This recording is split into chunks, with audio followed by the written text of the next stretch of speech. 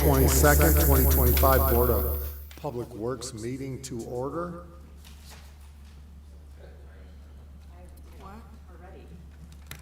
Pledge of Allegiance, Jamie Novak.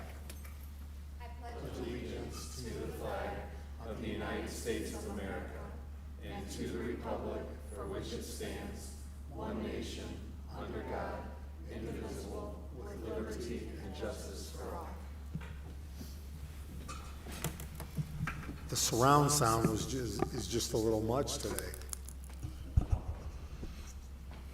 Approval of minutes, do I have a motion? So moved. I will second that. Discussion? All in favor? Aye. Aye. Opposed? Motion passes. Public comment, I don't believe we have anybody online or in person. Clerk Treasurer, claims approval.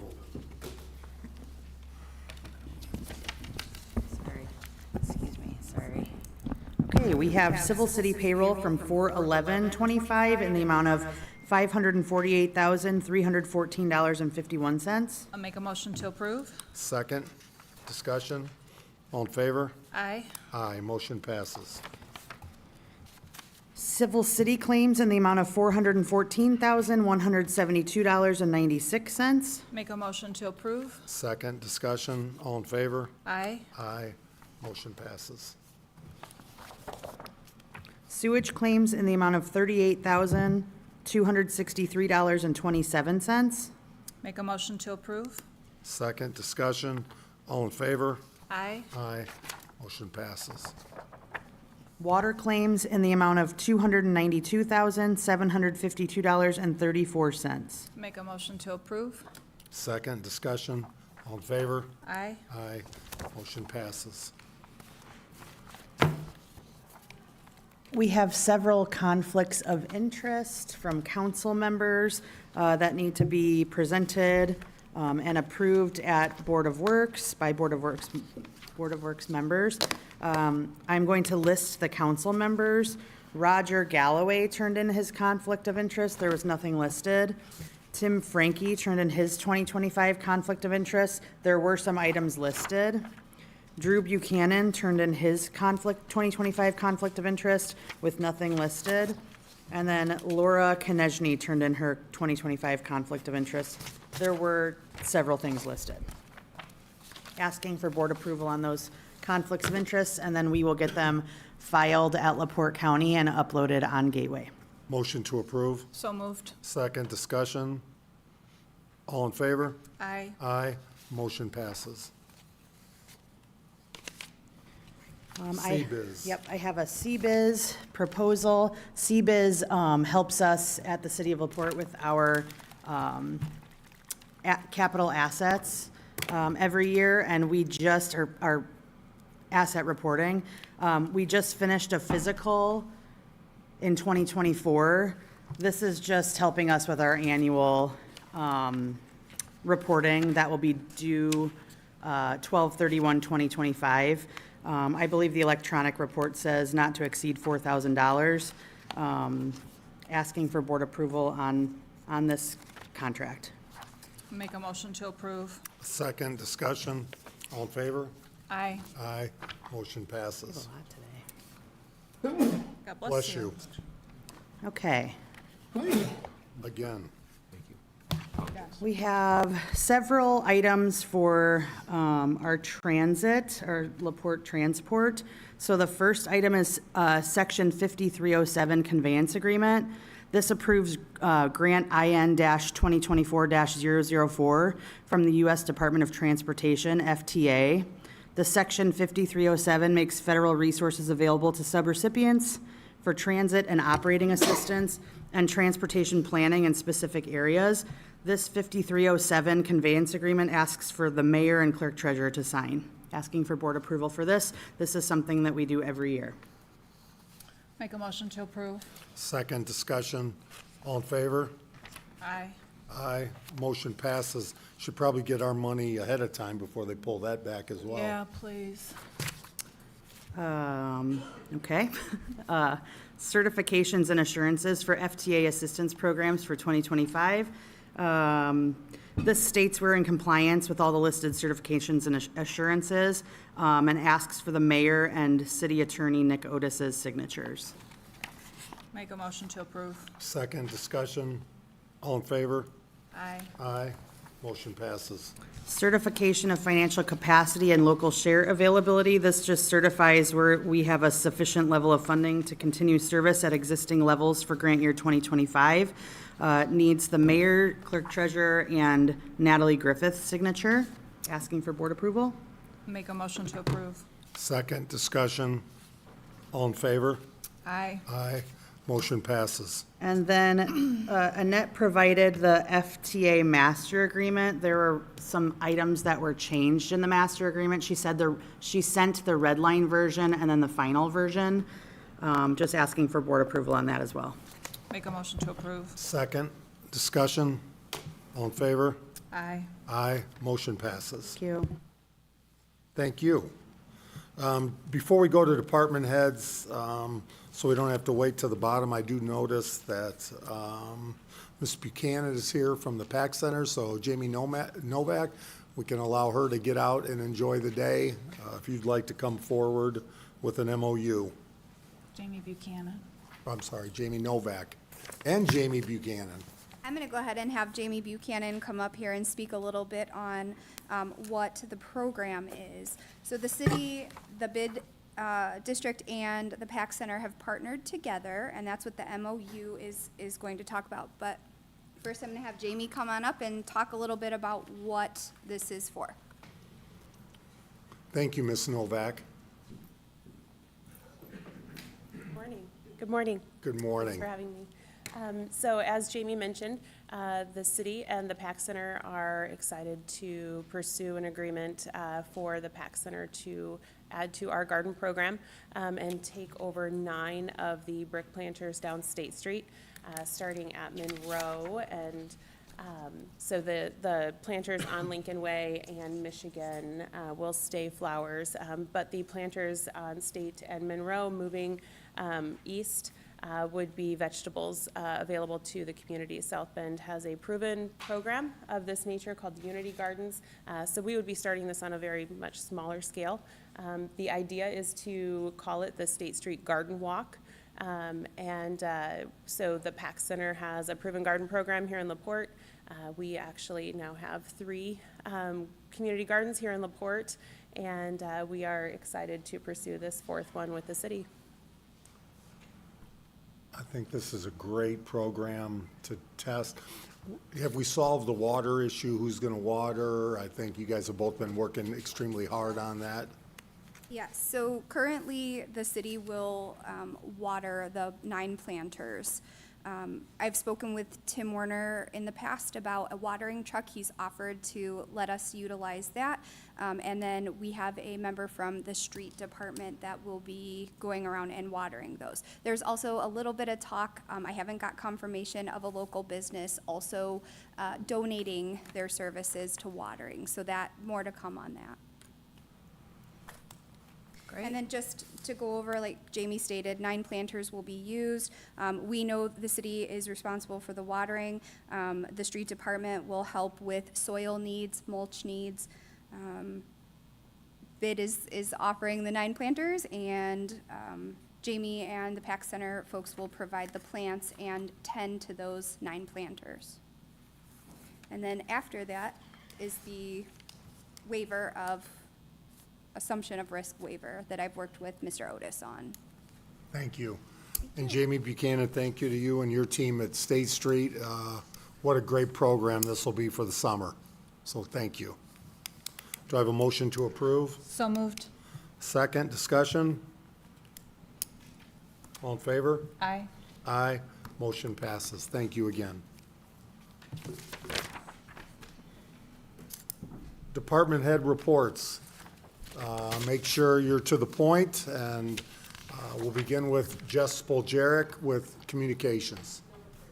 Andrea Smith, HR. Tim Warner, Water. Good morning to the board. This morning, I just wanted to update the public on Severs Road. We are on schedule with having that road, our work in the road done by Friday, May 9th. I know NIPSCO needs to get in there after that. I'm not sure how the road closure will work after that, but we're hoping to have our section done by May 9th. And other than that, I have a few items on the agenda today. And are we still going through the water cleanup? Is that done? Flushing? Yes, we're done flushing. We finished that 2 weeks ago. So out of the 1,100 hydrants, we found 3 that were non-functional or broke during operation. That way we can get those corrected this summer. Jerry Jackson? Tim, Oh, real I'm quick, sorry. so when you do that flushing, that's how you realize which hydrants aren't working? That's part of the reason? Well, that gets, so we flush twice a year. That gives our crews a chance to have their hands on every hydrant twice a year to not only, flush out the system for water quality, but to ensure that the hydrants are in working order. If we wouldn't have known that, like, those are 3 that the fire department wouldn't have been able to utilize for. Yeah, usually when, if we're not out checking the hydrants, when they do have a fire and they pull up and the hydrant's not working, we don't like that. So we try to keep them in working order for the fire I bet the department. property owners don't like it. No, we do our best to keep them in working order. Jerry Jackson, wastewater. Our crew are hauling our solids out to the farm today, and we do that twice a year, dispose of our solids, knife it into the ground. It makes good fertilizer, lots of nitrogen and phosphorus. And that's about it. Nick Minnick, Engineering, who, by the way, I think if you want to watch about how road funding works, go back to last night's meeting, and you'll get an understanding of how much road can be done for the funding we receive at a local and state level. I did have one item that came in late on Friday, and I didn't get it on the agenda, but if I was able to add it, that'd be great. It's an LPA consulting contract, and this is for the Chessie Trail at the Norfolk Southern Railroad specifically, and it is a little time sensitive, so if we can add that after my other agenda item, that'd be great. Perfect. Okay, that's all I had, thank you. Clerk Treasurer? I just wanted to note, the State Board of Accounts audit for City of LaPorte and our federal award will start probably within the next week and a half. Good And- times. But Yes. before budget, so I'm excited, thank God. And you met the highest standard possible at the last audit, correct? Correct. Thank you. Nick Otis? Nothing, I got a couple items on the agenda. Mr. Batchelor? Yeah, I- It's great to see you back. Thank you. I just want to kind of remind everybody that, remember, the city of LaPorte does not do spring cleanup. That's why the dumpsters are there. Please be responsible when you take and do it. Still don't put your garbage and whatever you're trying to throw away out in front of your house, because we will come by and we will give you a ticket for that. If you're an elder person and you need help, then just give a call and we'll take and try to help you. But communication, that's what you got to do. But you won't help because you won't be able to lift, correct? Mr. Ferguson, Police. We did extend a conditional offer to Carson Stahlbaum yesterday afternoon for employment as an officer with our department. That's conditional upon him passing the physical and psychological testing required through PERF. And as well, $400,000, you were approved for a grant that now has been pulled back by the federal government. That affects negatively because you had, using this technology to put in the cars so officers don't have to go back to the station, correct, to print out and so forth. That was one aspect, and the others are that our desktops are failing and some of our laptops are failing as well, and we were going to use that to upgrade those or just get new ones. So yeah, it's crippling that was pulled, so. Chief Snyder, Nothing this morning, Your Honor. Roscoe, IT. Bert Cook, Economic Development. Mr. Schreiber, Park Department. Just to piggyback on what Mr. Batchelor said, again, remind people, the only dumpsters the city provides are at the street department, not in the parks. So please don't use our park dumpsters. When those fill up fast, then we don't have any place to put the garbage from the beach, the picnics, the shelters, et cetera, and so on. So much appreciated there. 2 great opportunities to get out this week. We have Walking Wednesday at 12:15 p.m. On Wednesday, obviously, at Soldiers Memorial Park. Meet up at the Stone Lake Beach House, and they're going to walk the Stone Lake Trail. For those who haven't been out there, we have an extension now that's pretty much substantially complete. A lot of, got to be tidied up out there, but we now extend from the beach house all the way out to Waverly Road past the Cummings Lodge and the T-ball field. So a great upgrade. We've had a lot of great response to it already. So if you want to see the trail, get out on Wednesday and walk as a group. That's completely free. And then this Saturday, we have our Earth Day 5K at 9 a.m. and at the amphitheater in Fox Park. We'll be walking around Clear Lake as well as a portion of the Chessie Trail. We already have 150 participants, which for a first-year event's pretty good for a 5K, but there'll be a food truck, live music. You can register day of the event, but if you want to register in advance, all the information is laporteparkandrec.com. Thank you. Thank you. Mike Frey, Streets.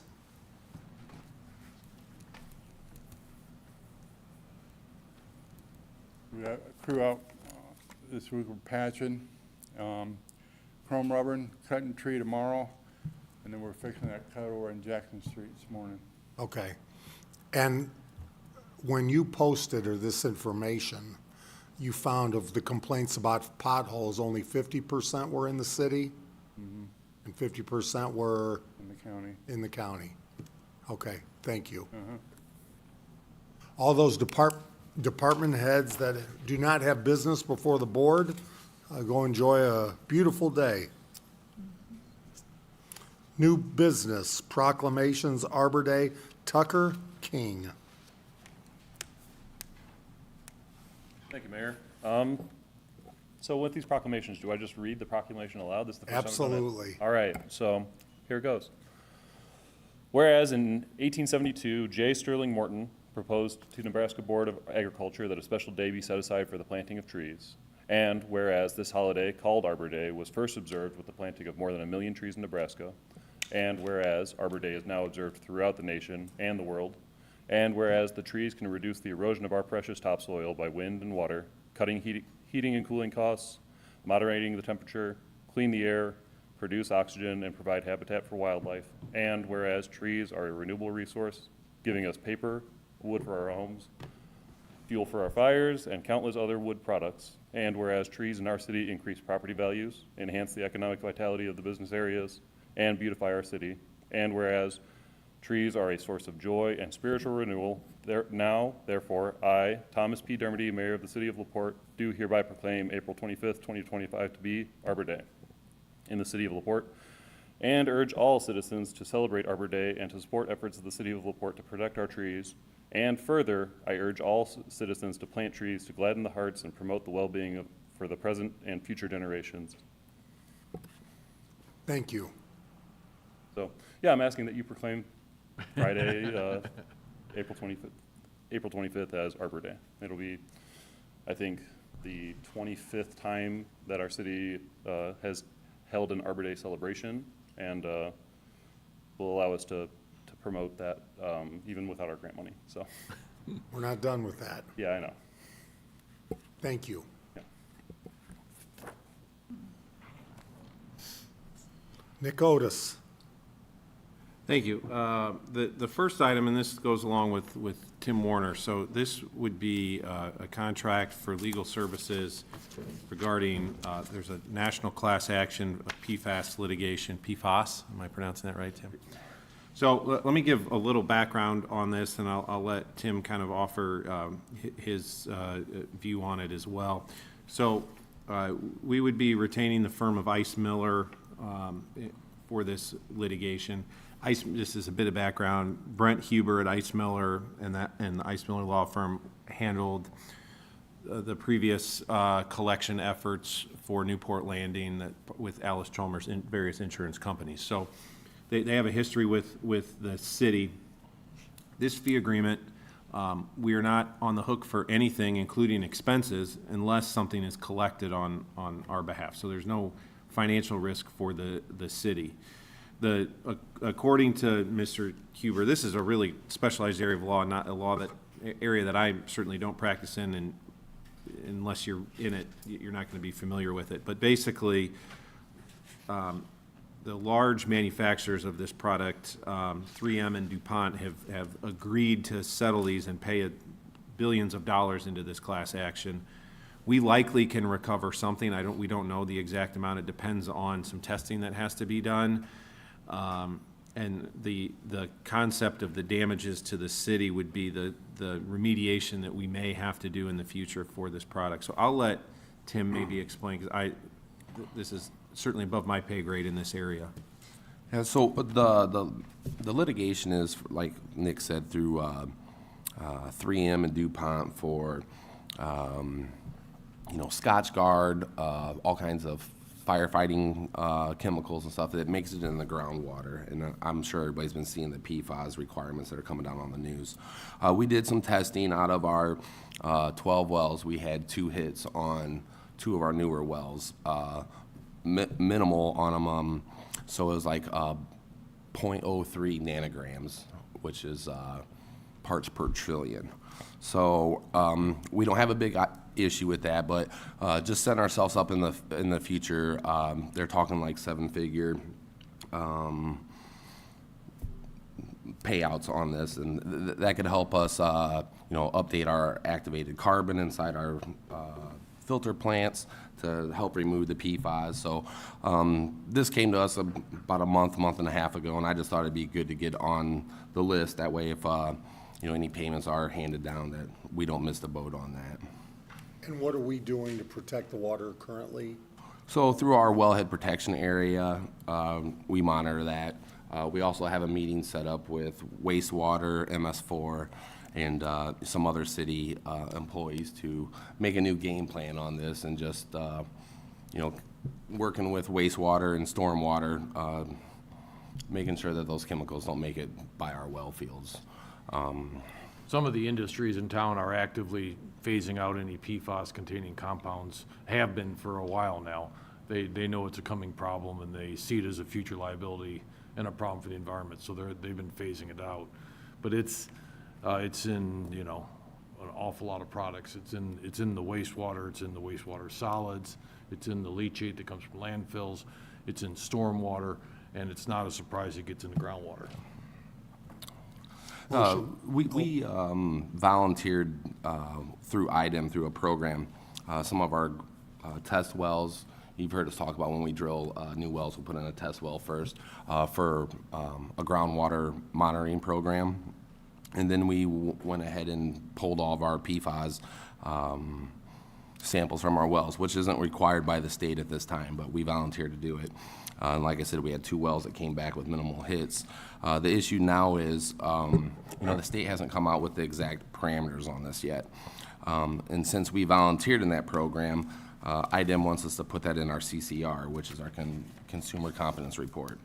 And I'm kind of kicking back at that, because how can you tell the public you have something in the water when all the restrictions and maximum contaminant goals aren't there? So that's something we're actively working through. I don't think it's fair that we volunteered to help the state come up with these parameters, and now they want us to put it in our CCR. So that's a fight I'm having with IDEM right now. I just think it's can cause some panic through the city, and like I said, our levels are minimum. To put that in perspective, part per trillion would be 1 gallon in 1 trillion gallons of water. Thank you. Motion to approve? So moved. Second, discussion. All in favor? Aye. Aye, motion passes. Engagement letters, LaPorte City redistricting. Yep. Before you is an engagement letter with another law firm, Kroger, Gardis, and Regas in Indianapolis. The city, by statutory requirement, has to do a redistricting by the end of June of this year. This is based off of 2020 census data. I am not there's about 2 firms in the state that do this. Some of our council districts are out of, based on the census, are out of the 10% deviation that's allowed for voting. So I think one of the districts, for example, might be 15%, or it's not significantly out, but it's enough that statutorily we have to redistrict. So this law firm, this is one of their areas of expertise. And again, we kind of looked around when we learned that we had to do this, and they were the, kind of the firm that many communities have used. St. Joe County used them to do this process. The city council will obviously be heavily involved because this is directly pertains to them, but asking for your approval to do this, it's statutorily required. Motion to approve. So moved. Second, discussion. What's, Yeah, so what's that. the timeline? How Yeah, so long? it'll all be done by the end of June. So they, again, they work with a mapping company to, that they're gonna give, they're not gonna come in and say, you have to do this district. The city council will set the districts. They're gonna give a couple different options that are all within compliance, right? And I'm saying, you know, maybe the line gets moved from Monroe Street to Michigan Ave or something on a district to make sure that it's in compliance. I'm just picking something out. But there'll be like 3 or 4 different, well, I guess we have like 4 meetings between now and then, but pretty much all of the 5 meetings, because we have another one, no, I'm sorry, 4 meetings. There'll be public input or engagement to, as well on this. I don't think there's gonna be significant changes to the redistricting, and this is not because of the annexations, by the way, it's because of just the changes in the demographics and the population of our community. Okay. Further comment? All in favor? Aye. Aye. Motion passes. Chief Snyder. Thank you, Mayor. I've submitted to the Clerk Treasurer's Office I believe it is, pay application number 4 from WHP Training Towers, Janke and Sons Construction. This is reflective of where they are at in the construction process of the training facilities. Actually, they're past this point right now. It is moving along very well out there, so I would recommend that we approve this invoice for payment. Motion to approve.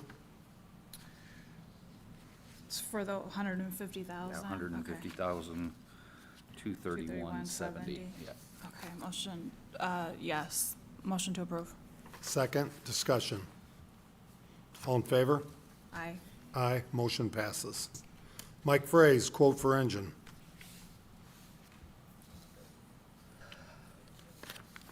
See if I can postpone this till the next meeting, so I'm waiting for a paper to come back. I'm sorry? I'd like to postpone this for the next meeting I'm waiting for a paper to come back. Okay, thank you. Mary Ann Richards, open bids. Sidewalk, after hearing the sidewalk discussion last night, $50 per square yard 10 years ago, and it's now up to potentially $200 per square yard.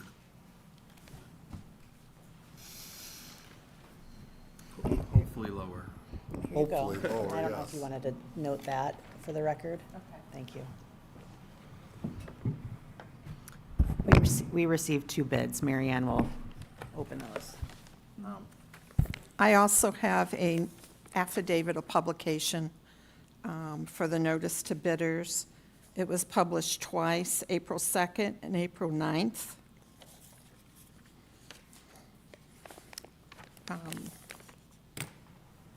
Our first bid is from Pavey Excavating.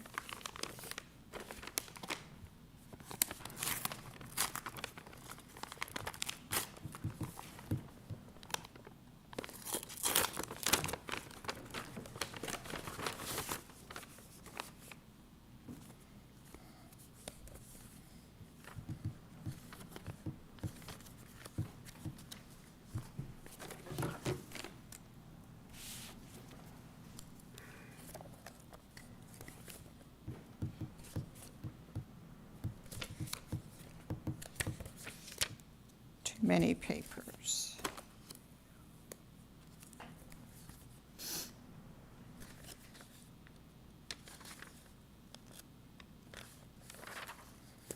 For a total amount of $250,772, 250,772. And just as a reminder for the public, this will be an area where? This area is along Madison Street between Lincoln Way and First Street. And also parts of Maple and Harrison and Jefferson. It's to coordinate with the work along Indiana Avenue to make sidewalks along Madison compliant with ADA regs, since the sidewalks on Indiana will be restricted.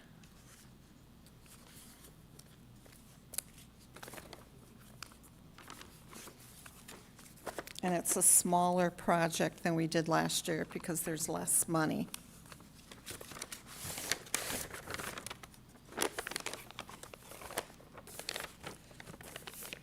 Okay, the second bid is from Reith Riley.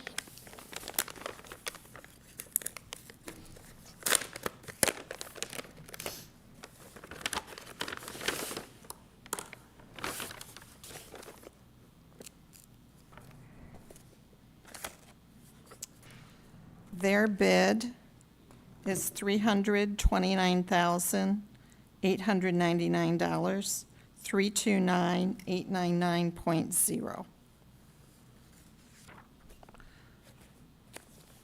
And then I have a request to the Board of Works that you give us until the next Board of Works meeting to review these for completeness, and then award a contract at, what is it, May 6th, the next Board of Works meeting. And the first bid was, did you say KB? Pavey. Pavey, okay.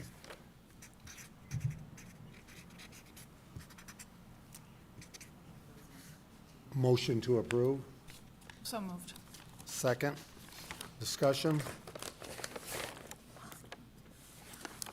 All in favor? Aye.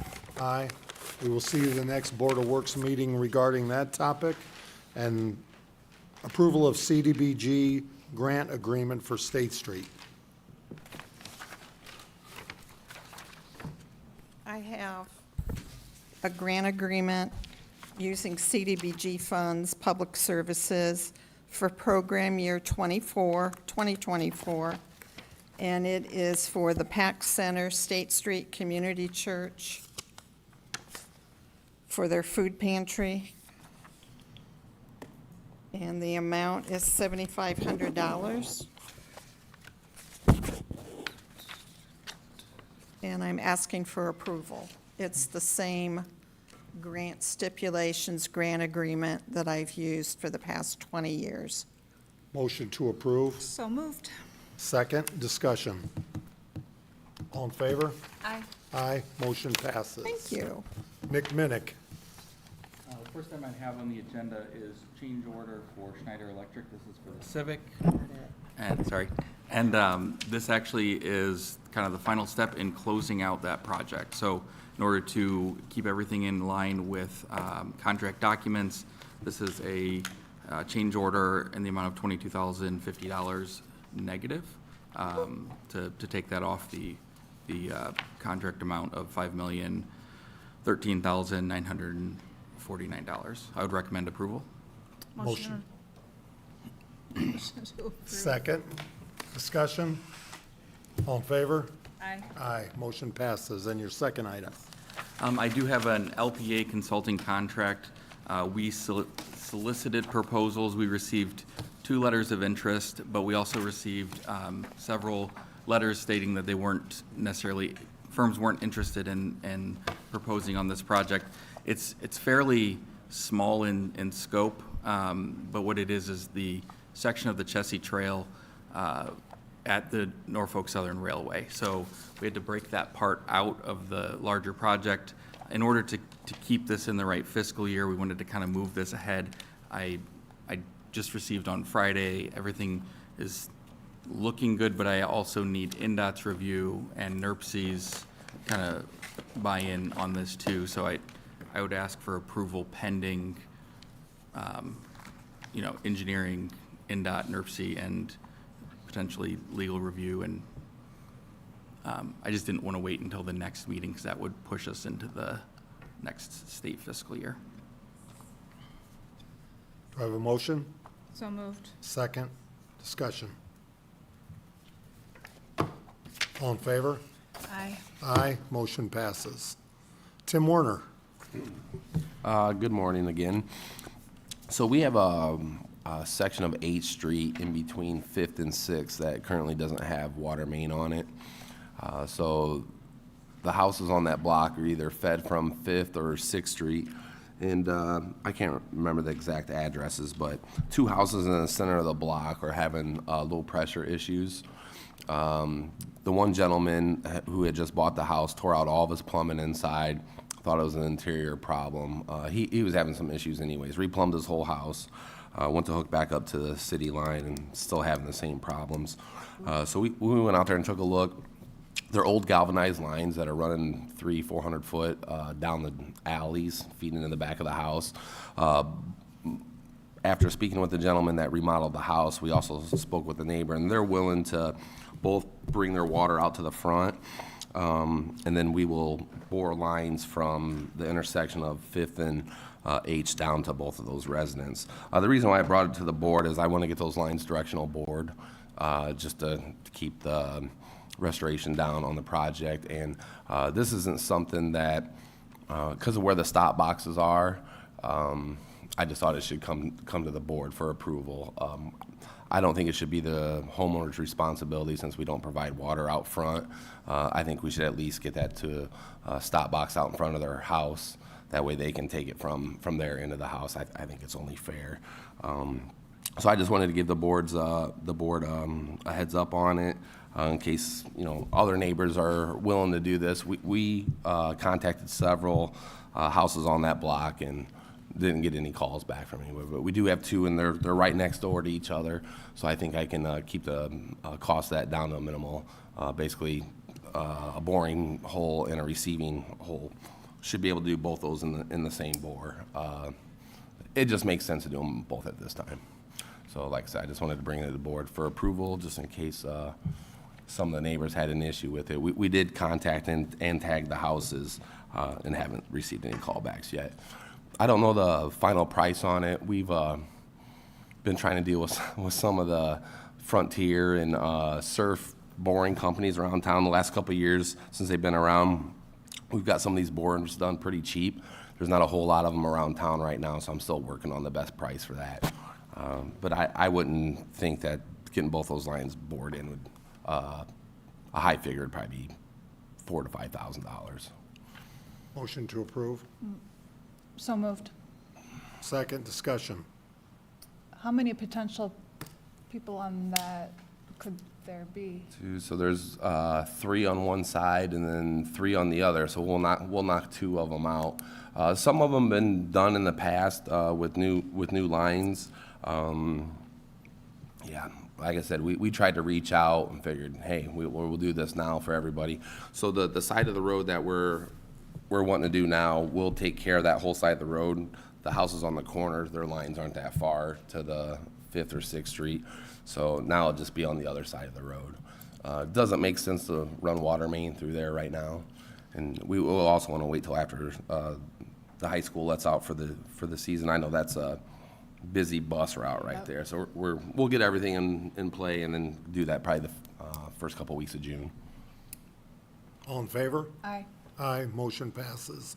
Jerry Jackson. We received 3 proposals for our Headworks project, 3 sets of qualifications, I should say. 1 from Boeing, 1 from Kokosing, and 1 from Snyder Electric. Myself and Matt and Amor and Jim McMahon evaluated them. The Kokosing and Boeing do a lot of that work. They are both great contractors who have done a lot of big projects around Indiana. We felt that we wound up ranking them. Kokosing is number 1, Bowen is number 2, Snyder is number 3. Kokosing was strongest in recent projects that they had around in Indiana that we were able, that similar kind of work. They had a big project in Hobart. They had a big project in Evansville that was similar. I called Steve Cabot down in Evansville, and he thought very highly of Kokosing. Donnie Davidson in Plymouth at their wastewater plant went through a big project with them, was very happy. I got very good reviews for similar projects. That gave me some confidence. They also gave a very detailed understanding of the problem, of the project, the construction sequence, what needs to be done. You could tell they really looked at the project. So I would recommend to the board, we go to the next step in the guaranteed savings project with COSING, and that would be, we'll now work on a contract, and it'll be a line item contract with the parameters, the work that's to be in the project. That contract, if we can come to agreement, would come back to the Board of Works for review. Of course, it's got to be within our budget. And that would be the next step in the project if the board directs me to do so. Motion to approve. So moved. Second, discussion. And- What, Oh, go ahead. sorry, I was just gonna ask, what happens if it's not within budget? Do you have to start all over? Do you go to the next? You go to the next. There's a fallback in the provision, you go to the next. So we would go to Boeing and start working with them. So you don't try to negotiate with COSING, like, within the line items, or? You can. They call it open book. They show us this is the cost of doing the work. There's a % of profit on top of that. They give you their whole, and you try to negotiate within that to make it work. And if you can't make that work, then you go Then you go to to number second. two. Okay. It's a process I haven't done before. When I called all these towns, I asked, hey, what do you think of the process? And I uniformly got, this is a good way to go. It's a little hard for me because I've done low bid always.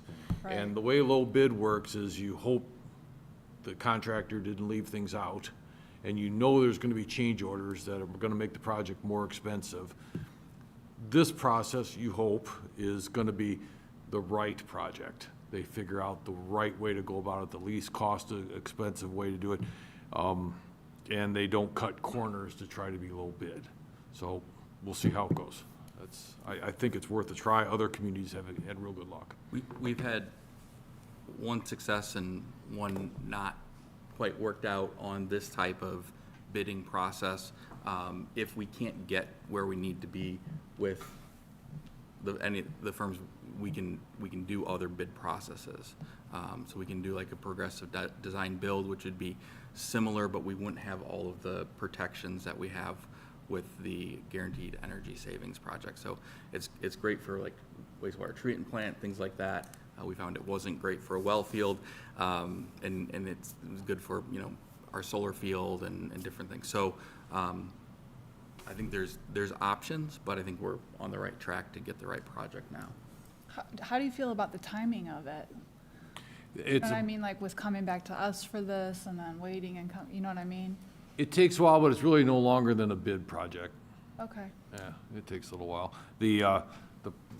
Both contractors gave us timelines, and construction's about 1.5 years for the project. So, Further comment?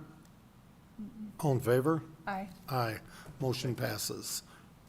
Mr. Phillips is not here. Mr. Otis, are we doing that today, or would we move the villas? Hold on. Maintenance agreement. Oh, no, that's being tabled for right now. Okay, so do I have a motion to table? So moved. Second, discussion? All in favor? Aye. Aye. Motion is tabled. Any of these items that are currently tabled coming off? No. Did Nick, Has to do with- did your item get addressed? It did, okay, all right. Unfinished business, do I have a motion to adjourn? So moved. Second, all in favor? Aye. Aye. We are adjourned. Have a great day.